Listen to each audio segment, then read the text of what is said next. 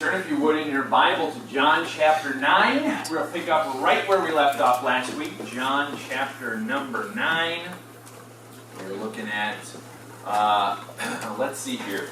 We're going to be focusing on verse 35. We're going to begin reading, I believe, in verse number 28. We'll read down through the end of the chapter. So this is where we're at. John chapter 5, Jesus goes to Jerusalem. He heals a man on the Sabbath day. Everybody gets all mad about it. They're like, you can't do the work of God on the Sabbath day. How dare you? That makes you a sinner. John chapter 9, Jesus is back in Jerusalem, does exactly the same thing again. Heals this blind man. The real blindness that we're talking about in John 9 isn't the physical blindness. What we're talking about is spiritual blindness. That's what John 9 is really about. And the physical blindness serves as a demonstration or as a picture of the spiritual blindness that Jesus is in his ministry addressing. And he's demonstrating that he and he alone has the power to cure this blindness. And so he heals this man. We see that it's an unusual case. We see that the cure that Jesus provides the man, which is to exercise faith. He smears some mud on his eyes and he says, go and wash in the pool. And what did the man do? He went and washed in the pool. Because of this healing, there was a conflict that broke out. The conflict is what takes up the majority of the chapter. In the conflict, the Pharisees first attack the man's faith that Jesus was who Jesus said that he is. That's the first thing they do, is they attack this man's faith. After that, they then attack the man's family.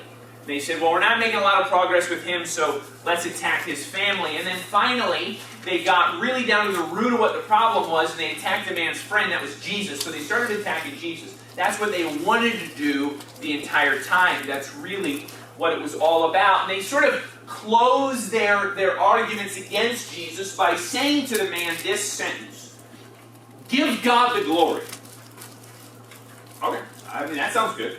And then they say, for we know that this man is a sinner.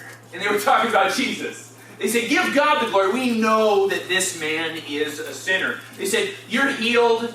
We wish you weren't. There's nothing we can do about that now. It's just done.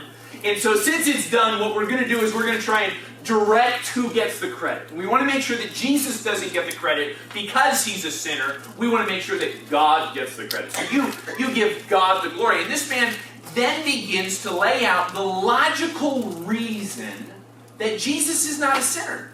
He said, look, you guys are being very, very illogical here, accepting that Jesus is who he says he is, and that he is walking with God, that he's a prophet, he's somebody who's sent by God, and that God is exercising his power through Jesus. There is nothing that we can do here except recognize that. It's perfectly logical. And so where we left off last week was midway through this assessment that he's making about Jesus and kind of laying out the case. It says in verse 31, we'll go back and read, but here, just in the meantime, he says this: we know that God heareth not sinners. Okay? And so the thing that we were looking at is the fact that God does not hear or answer the prayers of sinners outside of prayers for salvation. Exercising faith, yielding to the will of God in salvation. This isn't something that God does. God does not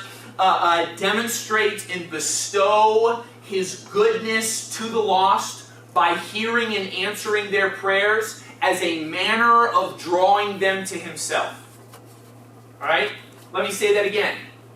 God does not hear and answer the prayers of the unsaved so that they can become aware of the love and the goodness of God, so that God can draw them to himself. This is a fallacy that many people fall into simply because it sounds and seems kind of right. That is so unscriptural. It is so unbiblical that it's not even funny.